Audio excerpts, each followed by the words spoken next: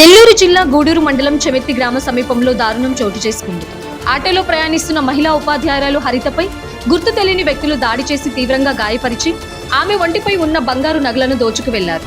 Balaipalli government పాఠశాలలో ఉపాధ్యాయురాలుగా పనిచేస్తున్న హరిత గూడూరు పట్టణంలోని మాయా బజార్లో నివాసం ఉంటుంది. ప్రతిరోజు ఆటోలో బాలైపల్లి వెళ్లి వస్తూ ఉంటుంది. రోజువారీలాగా ఈ రోజు కూడా ఆటోలో వెళుతుండగా చెమెత్తి గ్రామం సమీపంలో ఆటోలో గుర్తు తెలియని వ్యక్తులు లేక డ్రైవరు హరితను తీవ్రంగా గాయపరిచి ఒంటిపై ఉన్న నగలను దోచుకు వెళ్లారు. ఆమెను పక్కనే ఉన్న చెట్ల పొదల్లో పడేశారు.